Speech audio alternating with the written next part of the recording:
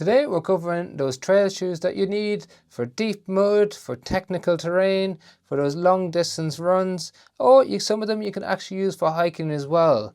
So let's start off with one of our favourites, which is the Hoka Speedgoat 7. Now it has 37 mils of cushion in the rear foot, 32 in the forefoot, giving you a 5 mil drop. It's 272 grams in a size 9 men's US, and it's quite a tapered fit on top of the shoe, but it's got a very breathable upper and a great lockdown. Now underneath the shoe, you've got a vibrant mega grip, you've got a broad base, lots of stability via the sidewalls on the outside and inside of the heel, and then you've got 5mm lugs, which is going to give you exceptional traction on those longer runs, technical trails, or when you're changing direction going downhill. Now it's ideally an option for those faster workouts, so it's a shoe that we'd recommend for longer distance runs up to 50k, or you can even use it for those shorter 20-30k runs either if you want. It's very much more a running shoe than it is a hiking shoe. That's partly due to the aggressive geometry, so you can see the split heel bevel on the back of the shoe, and the aggressive heel bevel and forefoot rocker. So that means you get a very quick transition from the back to the front of the shoe, which makes it a really fun, energetic shoe to run in. It has the brand new supercritical foam, which is bouncy, fun and energetic. So it is an excellent option for those more technical, muddy terrains if you want a faster, longer distance workout shoe.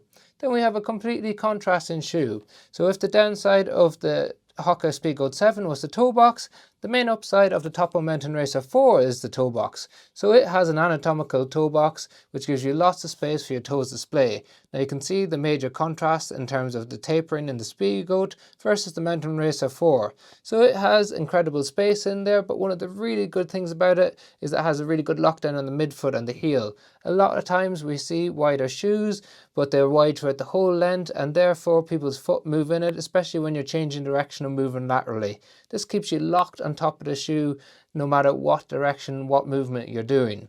Then, as we move down the shoe, we've got the zip foam cushioning, a 5mm drop with 33 mils in the rear foot, 28 in the forefoot. It's a slightly heavier shoe than the Speedgoat, coming in at 295 grams for a size 9 men's US, and the cushioning feels very different as well. So it's quite balanced overall, you don't sink into it too much, but it has a relatively good energy return.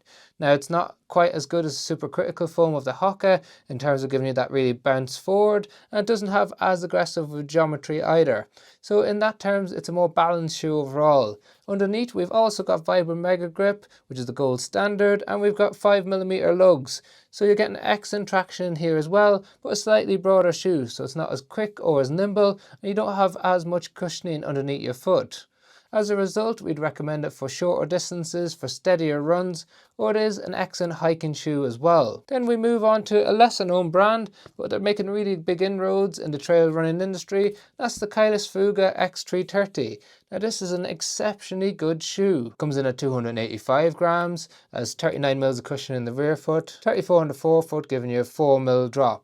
On top of the shoe, the toe box sits somewhere between the Speedgoat and the Topo, so it's a little bit too tapered, but you have a good lockdown on the midfoot and on the heel. It has a dual lacing system, so you can loosen it up in the ball of the foot to accommodate for its tapered toe box, and then you can tighten it up on the midfoot.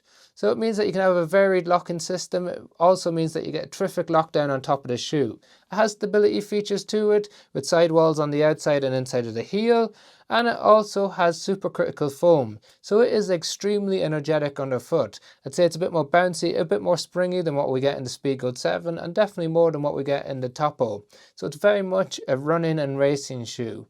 Then underneath, we've got a dual system in terms of the lugs. So along the outside, we've got 6mm lugs to give you extra traction, especially when you're changing direction.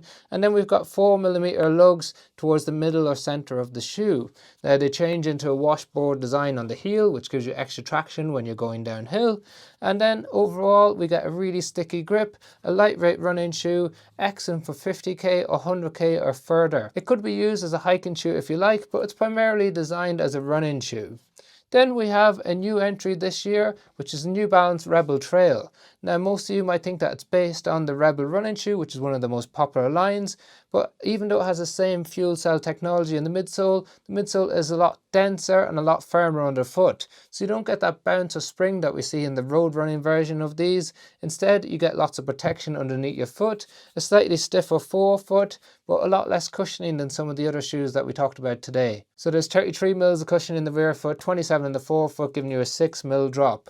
Underneath the shoe, we've got Vibram Mega Grip again, 5mm lugs that are nice evenly spaced out, but are quite widely spaced out as well. That means you don't get as much muck or gravel building up in between the lugs, reducing the grip underfoot. On top, we've got a very breathable upper, and like nearly all of New Balance shoes, we've got good width in the toe box, good height, and we've got a little bit of a toe protector on the front of the shoe, going to give you a little bit of protection from rocks or branches. Great lockdown on top of the shoe, very spacious, so if you're someone who has a higher instep, you're going to favour this type of shoe over something like the Speedgoat 7. Now this is definitely a shoe that you can use for hiking and for running. We typically recommend it for shorter distances, 5k up to 30k in terms of running, just because it doesn't have as much cushioning and protection underfoot, and it's not as action-packed as some of the other shoes on the list. But you're still getting terrific traction underneath your foot. But let me know in the comment section if you've tried any of these out, any other shoes that you'd recommend that we haven't got on our list. All the shoes are listed in the description if you want to check out the latest prices. And otherwise, thank you very much for watching once again.